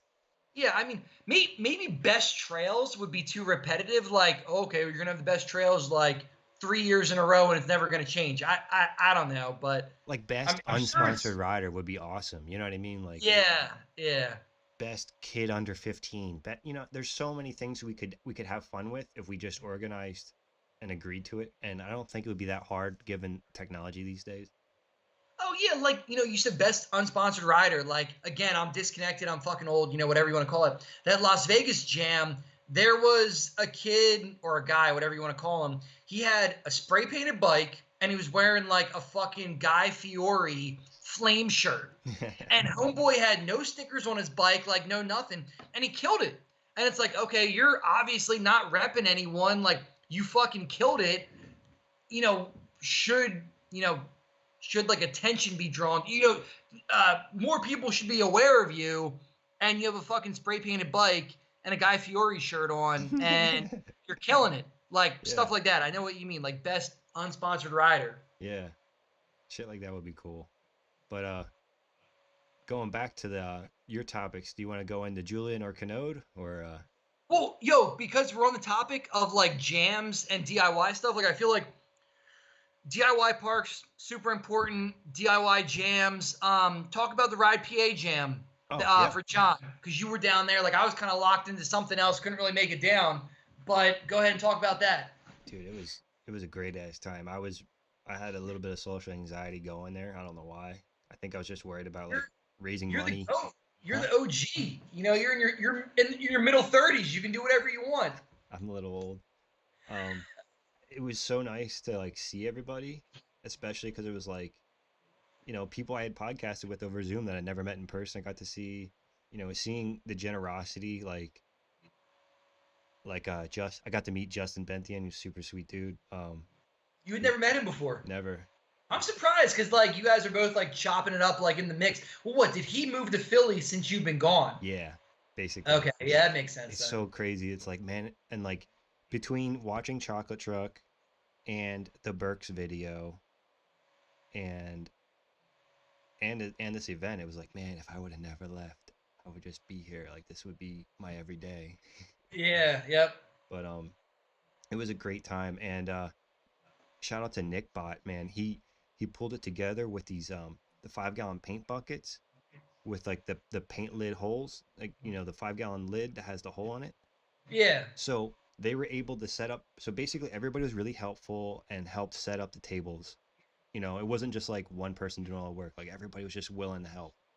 Yeah. And then once they got the table set up, they had the prizes set out and they put buckets at the prizes. It was the most like BMX style fundraiser I've ever been to, where like we got these 5 gallon paint buckets. We throw the ticket in the paint buckets, and it was Like super. people had their shit together and they weren't BMX knuckleheads. Like it ran well. Yeah, yeah, Yeah. and it wasn't like any clear persons leading this thing either. Okay. It was almost like Burning Man in a way, like just the crew just naturally assembled and I mean, if anything, Gamwer was like being a G and serving food, like he was right there like the whole time helping people like get food out like burgers. I was like, damn, dude, like Well, dude, that makes sense. Like if you're gonna have a Philly OG like pillar in the scene, like he's the exact one. Like it makes sense that it's him. he's got a lot of experience with like food service and shit like that. So he's like, I just mean him being fucking around forever, still being in Philly, still being relevant. Like yeah, it just makes sense. yeah, and yeah, and then they had the jams going, and then they did called the tickets, and they were doing like a little bit of an auction. So the jib pads went. They were trying to auction everything out for cheap, but I was like, the jib pads I don't really want to auction off for cheap, and it was just kind of like a weird moment because I wasn't like I don't really want. It's whatever, but basically the money the pads went up to like $100, and then it's like somebody from the crowd was gonna pay 75, and Gamwer was like 100. So Gamwer bought the pads for $100, and he's gonna give them to John. Oh yeah, you told me that. Yeah, Yeah. so Yep. that's and I'm thinking like that's probably the best route that could have went. I mean, it'd be fine if somebody else had them, but the fact that they're going back straight to John, he's gonna be probably really psyched. Oh hell yeah, I mean, yeah. I would have made him a fresh set if he was like interested. So it was. Did you only make one set? I only made one. Ooh, one of one. Yeah. So it was a good ass time, man. Really good. Got to meet Dylan Leeper. Got to meet a couple other people. I got to meet Marcus Hoyt. Oh, I want to talk about this real quick because I Oh, fucked because up. he got on Odyssey. I just saw that this morning. Yeah, so I won the little Odyssey pack. I put in $100 of tickets for this Dude, you had Odyssey me pack. going. I thought it was the flight bag. I'm like, Yeah, oh yeah, I thought it was get, a flight get the bag fucking too. flight bag, like blah blah blah blah. And then you're like, oh no, it's the little one. And I'm like, fuck, I thought you said the flight bag. Yeah, I was all pumped on the flight bag on the cargo bag, So it's and like a duffel. yeah, it's a duffel bag, and it had like Oh, two tires and okay. like a multi tool. And I put $100 in there just because I was like, I'm just gonna throw some money at this just for John. And after I did that, I had saw the gold Bob bars in that kit, and I was like, fuck, that's the one I should have did. But then I ended up winning the Odyssey one because I was like, well, I did put $100 worth of tickets in there. It's probably gonna end up being me. And it came with forks, and I was like, no fucking way. And so at the end of the jam, we already took our picture, and we were like about to roll out. Marcus is like, oh, you won the Odyssey bag? And I was like, yeah. And he like introduced himself to me, and like I didn't get it until I got home. I was like, oh, he tagged out. He's like on Odyssey, So but you knew like 2 weeks before they dropped that he was on Odyssey. yeah, because he was like, oh, dude, that's cool. You got the Odyssey pack, and he introduced Yeah. himself to me, dude, and I completely fucking embarrassed myself. I'm such an old head that I thought this dude used to be on Two Hip and was in a props mega tour. You actually thought he was DeMarcus Paul, and you No, just could. no, everybody said that. That dude that looks like DeMarcus Paul. Yeah. But uh, You should have said, "Yo, I really like your elephant slip-ons." oh my god, he So I was insisting to him that he was on Two Hip and in a mega tour, and he's like, dude, that wasn't me. And I was like, just being an idiot. I'm like, no, man, that was you, right? Like, and like, I feel like I just really embarrassed myself. But you're talking about way back. Yeah, and so it really stuck in my craw because I was like, I don't want him to think that I'm just like making shit up or like insisting on some shit that's not true. So I went and I used that website that fucking Cam from Goat Cave turned me on to called 23 Mag, and I was able to do the archive like deep down. Okay, I was like, Yeah. okay, it was Megatour 8, it was 2005, and it was um Ramel Hoyle. So I remember seeing the word Hoyle on the bottom corner of the Kind of thing, like Hoyt. and I just fucking related the two and brain glitched when the dude was right in front of me, and I was like, "Oh my god, you're from props," you know? He's like, "No, that's not me."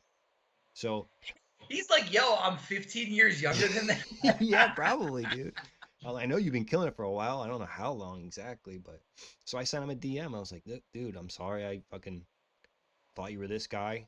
I ended up looking into it. It's actually this guy, and I mixed up the last names Hoyle and Hoyt, but I just remember seeing like Hoyle, or Oh, that's funny.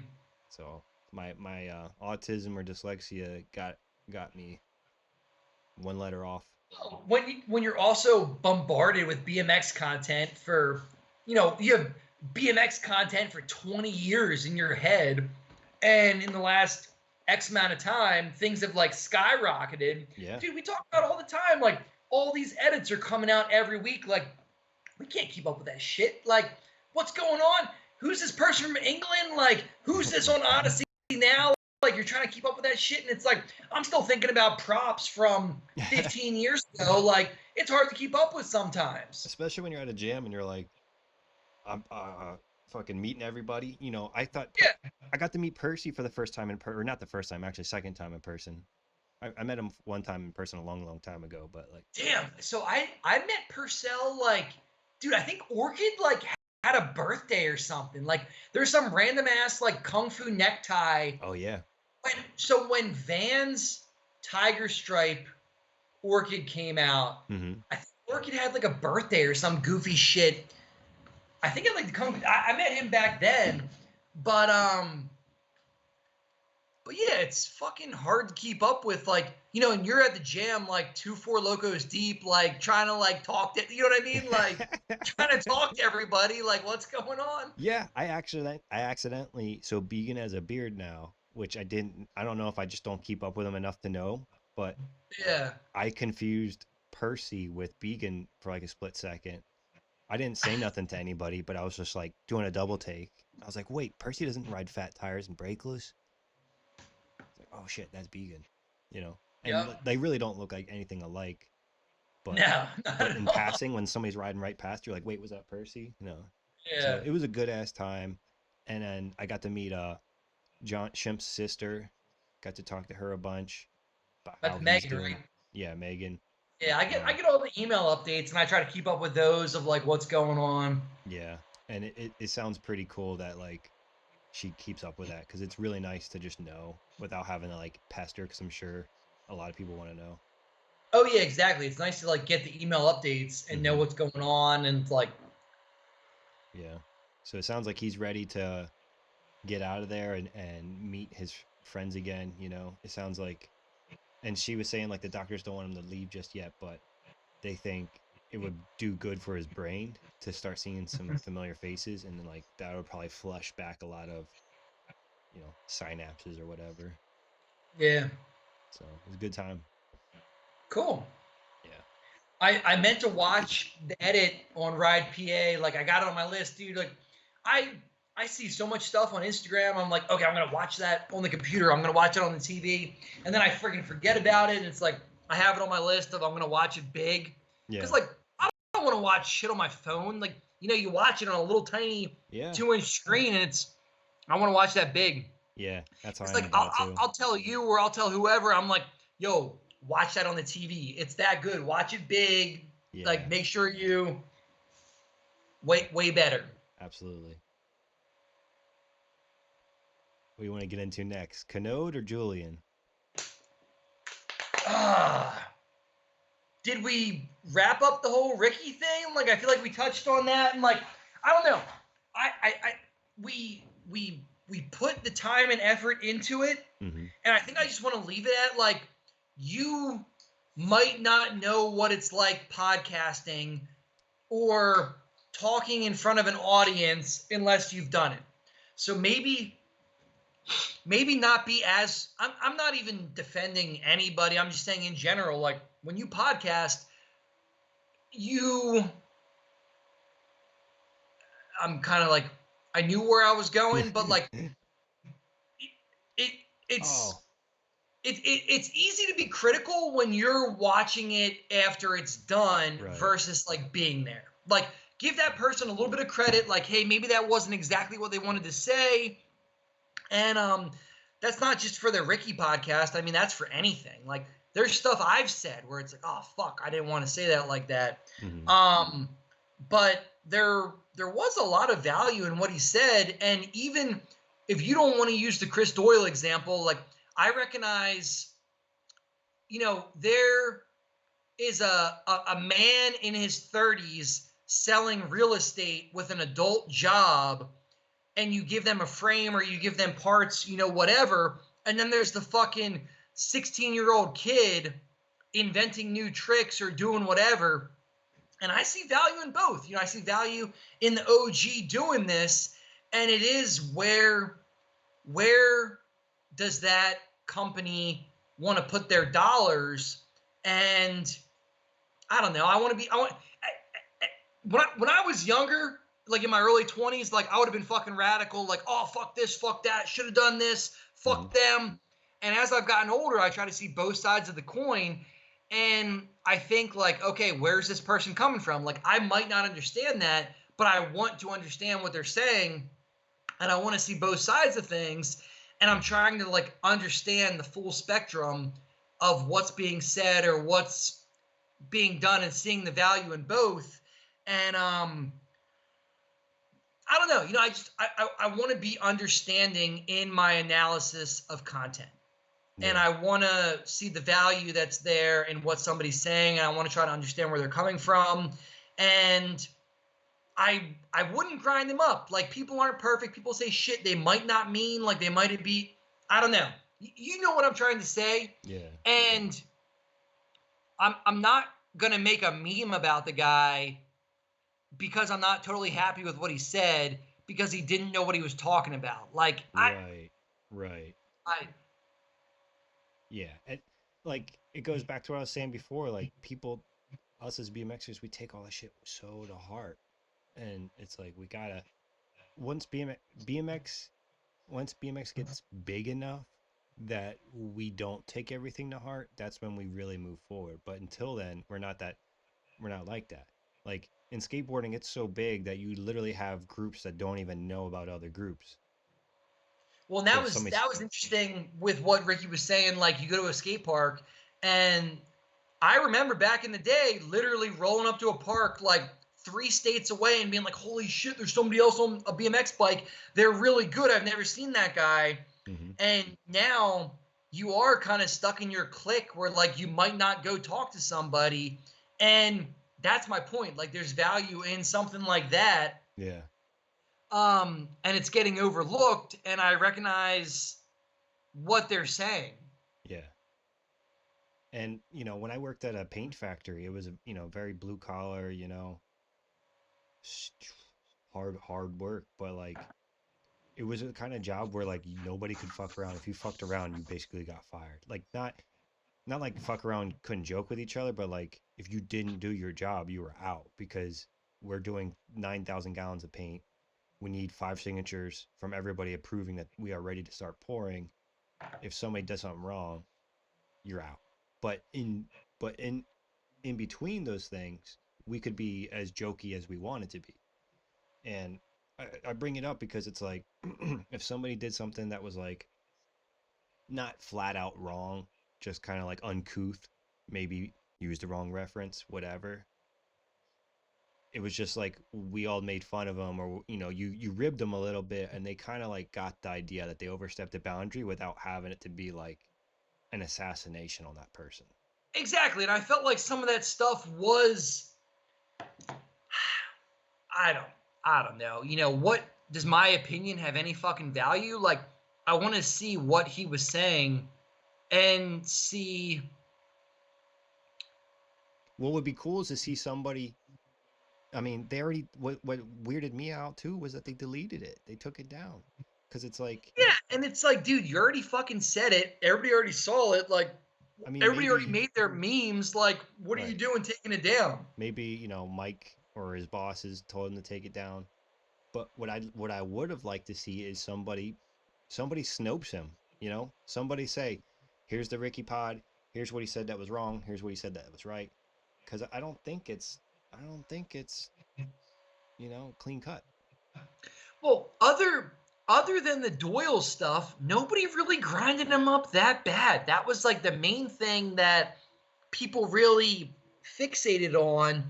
And Yeah, you got a point all there. he had to do all he had to do was say a different name, and people might not have gone in the way they did. Right. Yeah. And then it kind of goes. I think this kind of ties in with the Julian thing and Eclat because they took Oh, down it, their it post. exactly does. And you're exactly fucking right, because you have pros that say like, I don't want to do this or I don't want to do that. Dude, the amount of like gratitude that I would feel for just riding my fucking bike and to say I don't want to post on Instagram, like, and I remember how I felt as like a 14-year-old kid and what I was willing to do, and how you feel as like somebody in their 20s and what you're more likely to do. And they're like, is that difference? And really, at the end of the day, you're riding your fucking bike. Like, do what's in your contract. Fucking post on TikTok. Like, it might feel corny, but like, just do it. Yeah. I Or if you don't want to do it, run up a check outside of BMX and do it that way. Because what I think would be really fucking cool is okay. Um, if there was more anti pros, more people who aren't sponsored by anybody that are just fucking crushing it, you know, yeah. because it's like for me, I mean, I remember what it was like to be broke, but at the same time, it's like even if I was broke, I'd rather pay full fucking price for exactly what I want than take what I don't want So like when I was working for Kink, I had access to build a whole fucking bike for free. They wanted me to build up a whole bike for free. I said, I ain't fucking with Spanish bottom bracket, dude. Mid bottom bracket's the truth. It's the future. Step your game up. And what did they do? They switched over. Was I the initial thing for it? I don't know. I think it was just one more drop in the bucket in that sense. So like Yeah. I would only get, I'd only rock the shit that I genuinely like because it was, to me, it was like a respect thing. I'm not just gonna take this from you if I don't like it, if I don't want it. I'm not just gonna pull and take. But back to the Ricky and Julian thing. So it's like, who can talk about money then? Who can talk? Like I'm not saying Ricky's the best person to talk about it. I'm not saying I am. I'm saying who can. Can we nominate somebody to talk about money? Well, and there's riders that maintain an image and they have a certain image and they ride a certain way and they dress a certain way, they have a certain fucking hair. And I don't know, maybe if their sponsor isn't sending them the parts that they want and it goes against their image, maybe that can create a level of frustration. Yeah, Um sure. I don't know. I try to put myself back at if I'm in my late teens, early 20s, all I care about is riding. If my sole focus was riding and traveling and checking tricks off the list, I wouldn't care what color my parts were. Yeah, spray So paint I them. don't think I would ever reject what my fucking parts were if I had good parts and I could ride. I I don't know. I guess you have to be in that person's scenario and you have to think about like Yeah. all those different factors. Um, but yeah, with the Julian Eclat thing, like I again, it comes back to like trying to see both sides of the coin. Like, Hmm. me being in management now and dealing with installers or dealing with helpers, like there are people that are just fucking knuckleheads that don't get with the program, don't listen, and it's like, hey, me as management, I'm trying to make your life better, and you're not getting with the program. Like I'm trying to help you, and I don't know. Yeah. And being on the flip side of that, oh, I'm a rider. They sent me whack colors. Like I'm not psyched on that. I don't know. You gotta Yeah, you gotta but try to see both sides of it and don't side too hard. right, right. And when I initially was siding one way when I first saw Julian's post, and then once, like you said, I saw a little bit of both. And I from think everybody did that. Everybody was like, "Oh yeah, Julie, you got him," and then you read Eclaw stuff, and it was like, "Oh fuck!" Like that's you gotta know both sides of the story before you can really accurately say anything or think yeah, anything. and You when need I all the compare it pieces. when I compare it to my day job, I'm like, how did these grips get fucking to production? And the guys at Eclat were like, wait, that was Julian's? You know what I mean? Like, you got too many pieces moving. If you can't manage it, you're not doing it. And I think that's something that I don't want to put words in anybody's mouth, but it kind of seemed like that they kind of owned up to some degree, that they kind of like dropped the ball on that. It was wishy washy. It was like Yeah, yeah, I don't know, like it was weak on both ends. yeah. And I think, and I bet you there's so many, like, I didn't get to go through the comments. Everybody was telling me that the comments on the Eclat post were gnarly. And I bet you there's a gajillion other, a BMX Me Too. There's so many stories that could be said. And to touch base, to go to the Canode Aaron Ross episode, which I enjoyed it so much because I feel like Aaron Ross himself could have his own podcast. He was like well spoken in a way, like kind of reminds me of a comedian, but he talked about Ian Schwartz. Yeah. He said that he thinks that, if he wanted this much money, if I can't get this much money, then I want to see the world, and if I can't see the world, I'm gonna go farm. Like, just that was how he explained it.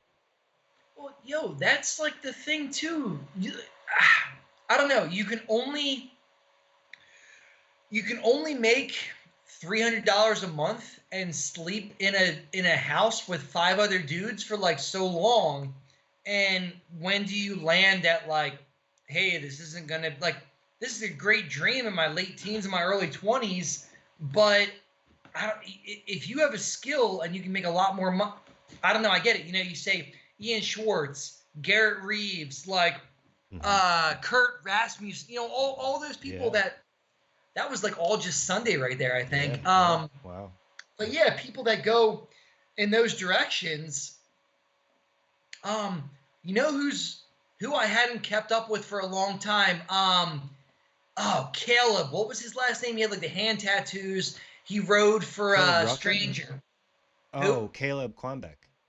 Yeah, dude, I clicked on his Instagram for the first time, like ever, the other day, and he's somebody else, and it's like fucking annihilated riding and dropped off. And it's like people fully do recognize, like, hey, I'm gonna make more money installing floors or installing windows, whatever. Right. And talent goes in a different direction. Dude, that would be an awesome ass fucking award. Best full time, do basically Nora Cup for like working class. Like Yeah. best video part for someone who has a full time job. Best, friend section or best, overall video. Cause like, I mean, Maddie Miller has a full time fucking job. Like, Yeah. Ryan Howard has a full time job. And, I would say Howard is one of the most legendary four peg riders ever. And he's got a full time job. Well, and that was what Ricky said though about the like requirement of pros pumping out 7 Instagram stories a fucking day. Are you just putting out content at the local park that you're not even, I don't know, you're just pumping out content based on your contract, or are you putting out something that you really want to put your name on? And dude, the world is in a weird place. Like the industry is like in a weird fucking spot right now. Like, are you that pro that posts once a month, but you're like so proud of what you created? Or are you that viral fucking TikTok person that's just putting out skate park clips or whatever? I don't If it's know. interesting, it's interesting. That's so like It is. like when Ricky was saying that shit, I was like, if you take this for like face value, you might knee jerk and be like, I ain't fucking posting 7 times a day. But what immediately made me feel like was like, it's okay to post. Like for me, I don't go on Instagram for validation anymore. Like I feel like I used to. Like I think when you're in your young 20s like Oh that, yeah, yeah, kind of same like, here. You're like, oh, I want 100 likes on this post, and then you realize like, oh no, the algorithm like fucked everything up. Like yeah, this isn't a reflection of the content that I put out or the quality of what I put out. or your It's the fucking friends algorithm. seeing it. It's a reflection of whatever just happened, you know? Well, yeah, and your followers are being led in a way that's orchestrated by the fucking algorithm where they might not even be seeing you. They might be Yeah. seeing like the paid ads or the paid Which whatever. makes to me that And makes you feel makes me feel more confident in posting because I'm like, it's all a big fucking shit show anyway, so I might as well just throw a drop in there. oh yeah, for me, like I post on social media as like my own like a paper trail or like a diary of Yeah. like, okay, this is what I did. Like I'm gonna get fucking 20 likes in this day and age. 8 years ago, I'd get 120 likes, or whatever. I don't know. Anybody can like grind me up or whatever. But it's like, I know what I used to do. I do the same thing now. And it's like, why do I get a tenth of what I used to get? And I have more followers than I used to have. Like, it's the Right. social media platforms that are just like, I don't know. They're doing, I Doing don't, some weird shit. whatever you want to call it. But yeah, you can't equate your value to fucking social media when the technology isn't playing fair. Hmm. Yeah. And I don't know, like I talked to my helper at work, and he's like, "Oh yeah, Snapchat, TikTok," and I'm like, "I don't know fucking Snapchat or TikTok. Like, what are you talking about?" And there's times I'll like reference like something, and he's like, "Oh yeah, you are old," and I'm like, "Fuck," like I don't know, but it's like I don't know. There's writing and there's perpetuating like a brand and there's like carrying somebody that's helping you out, and then there's like the obnoxious fucking like I don't know. I over the don't know. board Like shit. yeah, like Yeah. I just try to understand both sides of it, and I try to see value in all the aspects of what's going on. Yeah, and I'm wondering if Brant will, because Brant had talking with Ricky, hours and hours long podcast, so many episodes, and I never really listened to any of those specifically, maybe one or two, and he was kind of already saying the same shit. So I don't know if he really said anything different in this than he did with Brant. I mean, I maybe Brant can confirm that, but Well, and somebody in his role is going to have a more inclusive view than a large majority of anybody that thinks they know anything. yeah, He's right. going to have more weight to his input than the average rider Yeah. or a lot of industry people. Mm-hmm. You're a rider, Oh you're a shit. TM, you're sales, you're everything. Yeah. And even if you said one thing that people are going to grind up, like you still have the input of where you came from, what you're doing now, what you see on an everyday basis. Like they're just, I don't know. Uh, There didn't need to be the meme shit that happened. Right. And internet's gonna internet either way. Like Oh, I'm exactly. Yeah, the internet is gonna internet. That's the fucking tagline, dude. The internet is gonna internet. People don't have 20 years of skin in the game. Like, Yeah. oh, I'm bring it on. Hell stuff. Like, Yeah. bring it on. Okay. MRIs, fucking hips. Do all kinds of shit. I'm gonna pull up just in case. I mean, it's gonna look like a little bit of a self suck, but I apologize. I'm not really trying to self suck. I'm just trying to explain. Um, so I put my hand down the Saturday before the jam, right? Oh, at Ephrata? Yeah, at Elitits. Yeah. Holy Oh, shit! that's what I meant. Yeah, sorry, lit it. They're right by each other. Yeah. The reels did me good here. I don't know how. Dude, you were real for posting that slow mo, man. This one. Yep. So as you can see, my front tire washes out. My shoe clips and hits the rail, and at the last second, I get to put my hand down. And the ground came at me so fucking fast that it really scared the shit out of me. Where I was like, God damn, I gotta watch what I do more. Like, Well, like I said, with all those leaves and that new cement, I was like, you were playing with fire. Like you should have known better. All so those fucking leaves and I had gotten it. I had gotten the doink, but I didn't shoot it slow mo, so I couldn't tell yeah. if I even did it. Like, cause I mean, I Uh could if I would have sat there and went through it longer, yeah. but my phone was so full, I was just like deleting stuff to get it. So I don't even have the make. So I just have the eat shit. And the way that my hand goes down right there, Yeah, I you fall on your hand and your body falls on your hand. so we're now a week and 1 day later, and I still can't put my weight on my hand, and I still can't bend my hand all the way back. Just from Uh, that, which I would yeah. say is a minimal fall. Looks and so like I went to my sister's. I was like, I'm good, I'm good. Like, but now every once in a while, it kind of feels like I fucking broke it, and it's like, well, I can move it, so I don't know. Yeah.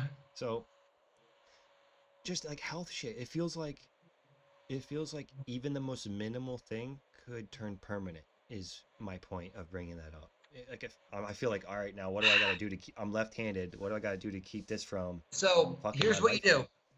Here's what you do. So when you're old and you're in your 30s and you own a fucking house and you don't get to ride every day, you go outside and you split wood. And you do like, dude, seriously, like I go outside and I do yard work and I'm like, okay, what is gonna kind of relate to riding? Mm, Okay, I mow my yard. So I'm walking behind my mower. So maybe yeah, that's kind of like pedaling a bike. Okay, I'm gonna split wood. Okay, that's kind of like bunny hopping and you know what I mean? Like that's what I'm thinking in my head. Like I'm like, okay, I'm gonna try to do something. Or like if you're digging out a bush or you're freaking like, I don't know, I just like I burn wood, so I always kind of think like, okay, splitting wood, like doing this, it's using my upper body. hopefully that kind of like sort of relates to riding. Like, just do something. Like, just keep moving. Like, Yeah. as long as you're doing something, it's gonna hopefully kind of translate to riding. Yeah. You gotta do like the BMX calisthenics. Yeah. Yeah. So Tuesday, so I finally went to the doctor. I was like, look, my knees aren't good, my hips no good, and I have something floating around in my hip. I've had something floating around in my hip before I even moved to Philly. Ah, And at that time it was little. It was like that big, like a quarter. dude, and I went hips are the worst. So apparently you can just like develop one of these things in your elbow, in your hip, anywhere there's a joint, they can kind of just like appear. Yeah. So I found it the one day going to take my underwear off, and I felt like a lump in my hip as I took my underwear off, and I could mush it around a little shit. Ah, Now it's like stuck in like the joint of my hip, and if I were to like take my pants off and showed you like the side of my ass, you'd be like, "What's that weird divot?" I'm like, "That's where shit's fucked up. I don't know what it is." Like, oh, it's awful. so when I went to the doctor, he just like bent my knees and he's like, "What hurts?" I'm like, "Whatever," and he kind of just like mulled over that. And then when he saw the hip thing, he was kind of like alarmed. He's like, "At your age, it's kind of weird, but it looks like you have arthritis. We're Well, gonna." yeah, He's like, "We're gonna need an MRI," and I'm thinking, "We don't need MRIs for my fucking knees too, man. Come on, like, fucking yeah, Xerox my whole ass. Like, let's go. Like, give me the full body scan because we need to, everything's related to other things. So if I'm limping because of my knee, then it's gonna fuck my hip up." But yeah, he requested contrasting dye. Are you familiar with this shit? yeah. Yep. So they had to inject, they put me in the MRI machine, and then halfway through they injected this shit, which it's like, I can't see nobody. I'm in this tight tunnel. Now I gotta stick my arm out. Somebody's gonna shoot me up with something I can't even see. And I'm gonna sit Yeah. back down here and be like, everything's fine.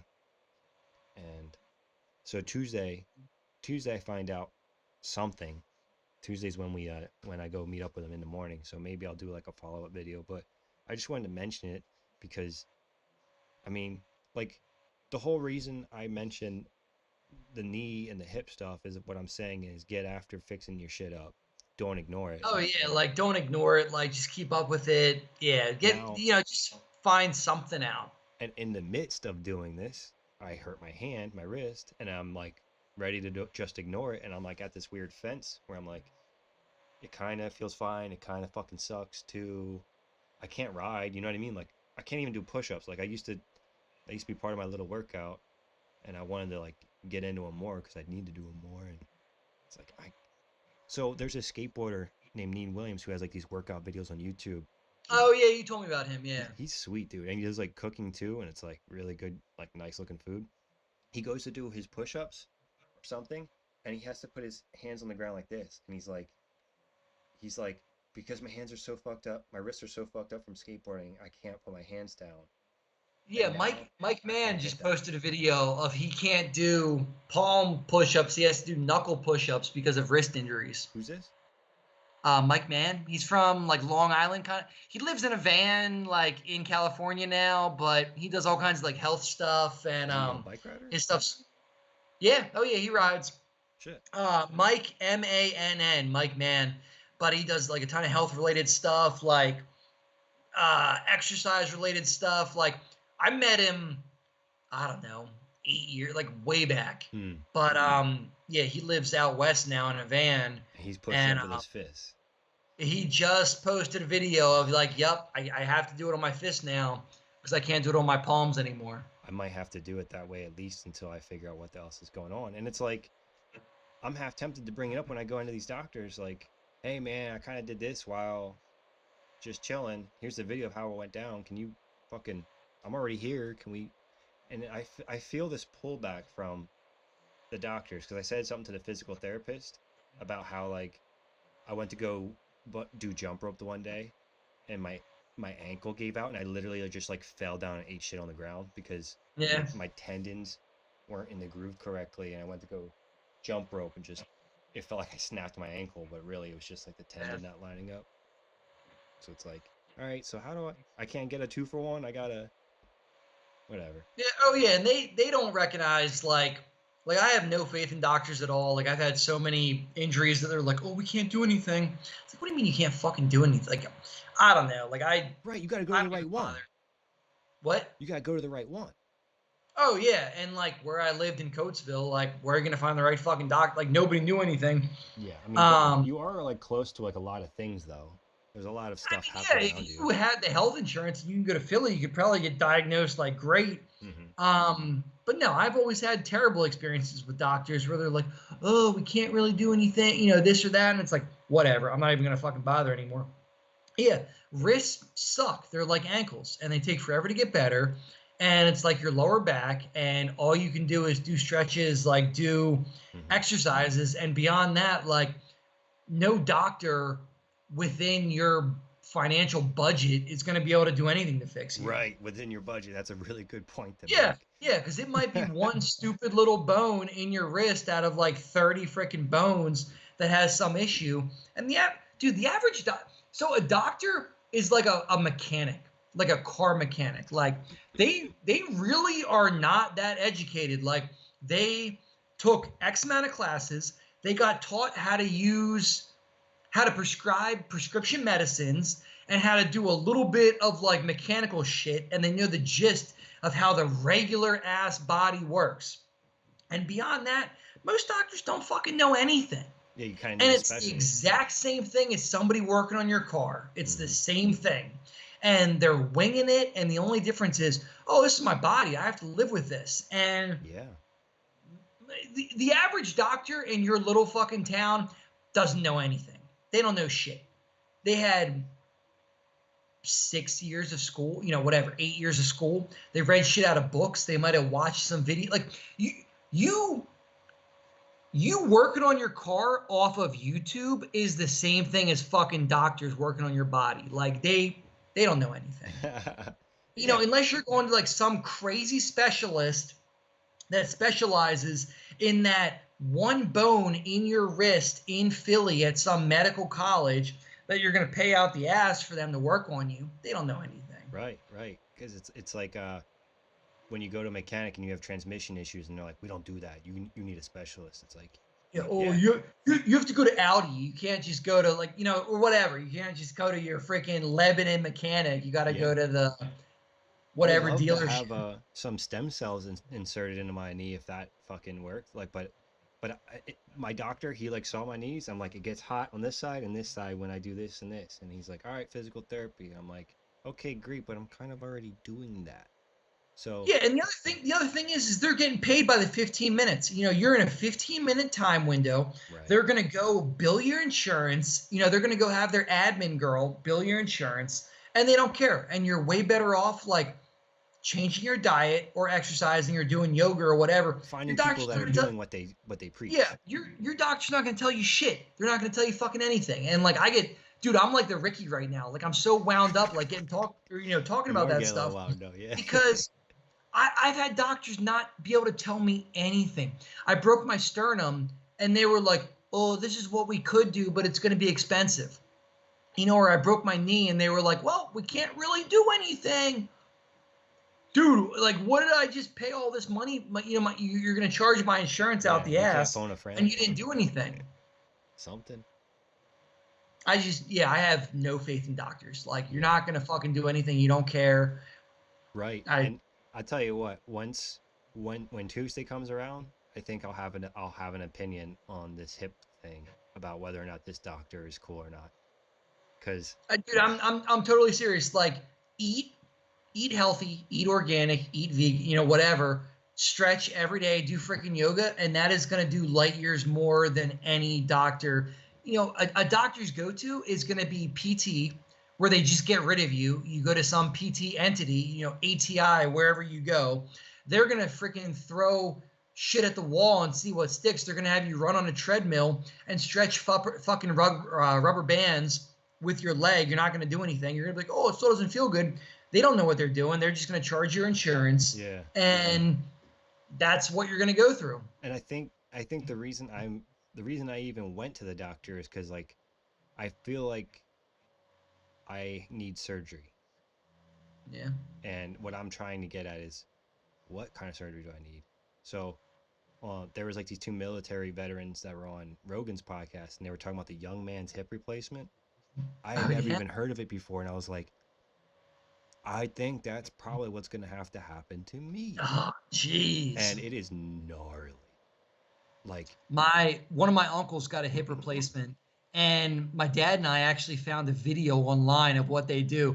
Dude, it's like people doing woodwork. yeah, Like they're like it, the chiseling and tools, woo, the tools are like wild and what they do, and there's like smoke coming up from the drill they're using. Like it's crazy what they do. so the young man's hip replacement is actually called hip resurfacing. Okay. Is the correct term for it. And the reason that they are calling it the young man's is because it's for you to still be active after. Like Yeah. actually, because like what I'm thinking is sports medicine. Because I'll quick say this: there's this one podcast I listen to where there's a couple Indian dudes in it, and they talk about their relatives who are doctors, and they're like, yeah, our one our one friend wanted to get their knee fixed, and they went to this one guy, and all he does is like Joe Schmo knee fixes, like ACL, Mhm. MCL, and this other guy was sports medicine. So the guy that didn't get the sports medicine fix had to get his knee redone like 3 or 4 times, and the guy Oh who man. had it done with sports medicine involved, like I don't know if they do it stronger, better, what, but they're thinking how can you get back on it and still party. Yeah. So the hip resurfacing is supposed to be a way for you to get back on it and party, but the recovery is longer because they're going through your ass instead of like, yeah. So they go through your ass first of all. Second You of mean all, like butt cheek? yeah, they go like directly through the Yeah, back of not your not ass through your cheek. asshole. No, not through your asshole. Yeah.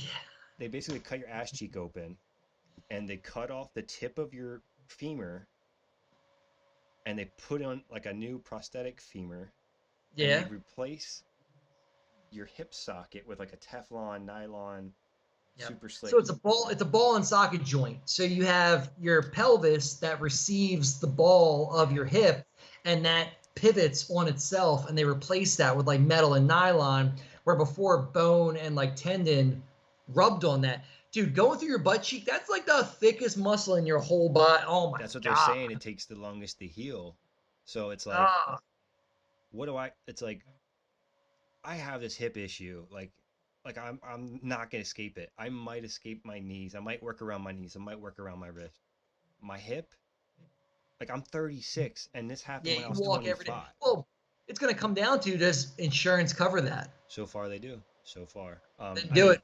Do I it. mean, Do it now. once once we see what the surgery is, we might see what the insurance. Like I don't know what insurance does cover at this point because I don't know Okay. what they're gonna come at me with. So Yeah. I'll have to do an update video or have you on again so I can bring it up. Yeah. It'd be so Tuesday's when I find out about the hip. Hopefully Yeah, it's I'm curious. because that's the other thing is like usually when I've gotten X-rays before, I see them. Like like in the Yeah. ER, the doctor will show them to you. So my experience so far, I did want to say this real quick, not to drag this out, but I went to the doctor. I said the knees, the hip. He's like, all right, we'll get you X-rayed of all this shit. Went and got the X-rays. I didn't see them. He comes in. He's like, you got arthritis in your hip. We're gonna do physical therapy for your knees.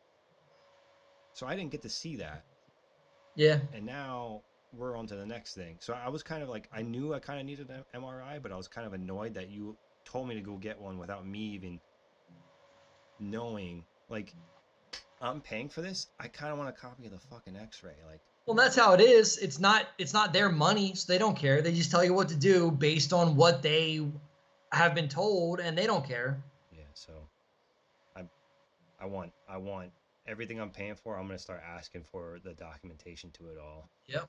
But yeah, Tuesday we'll find out. So Interesting. until then, I'll be doing stretching and all that shit. Dude, and that's like the most beneficial thing you can do. Just Mhm. freaking eat healthy, stretch, like exercise. That's the best thing you can do. Yeah, I started. I don't know if this matters. I started jogging recently, within the past month or two, and There you go. my knees don't hurt, my ankles don't hurt. Nothing really hurts when I do it. I'm only jogging 1 mile. I'm making sure to not go hard because I know I could fuck myself up by running too much, but Hmm. the amount of like cardio you feel like burned out of like your nasal passages from Yeah. that little run is crazy. Yeah. Well, it depends on like what elevation you're at and what the Dude, temperature is and what the completely humidity flat. is. Completely Well, flat, no, no, no. I easily mean regular like temp. how high Oh of where yeah. you live, like where your town is. Yeah. Yeah.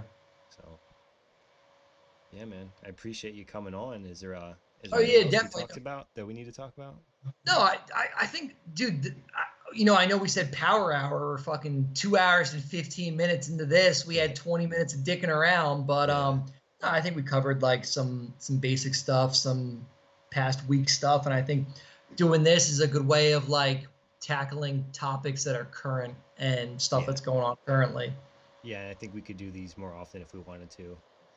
Just Yeah, I it's guess just this it's this making is the just free time. It's getting the now that you have all the acoustics dialed or whatever you call that, the acoustics dialed in, you'll be able to hook up that much faster. Yeah, let's hope this audio is correct. Yeah. I mean, we got the audio. It seems like we got the audio correct, except for you being able to hear things auxiliary, but This this was the otherwise, fastest I ever logged in. Like I clicked in, I was good to go. Normally it's me screwing around for like a half hour, 45 minutes, trying to figure out why I can't see you. So for this to work right now, no, that was good. cool. Well, I'll let you get after the rest of your Sunday, and thanks Yeah, you got again to for chip shooting the away at shit. freaking yard work and life stuff, and yeah, I'm glad we got to get some time in and chip away at some current topics. Hell yeah, man. Thanks again, and I'll talk to you again soon. Yeah, definitely. Talk to you later, man. All right, peace.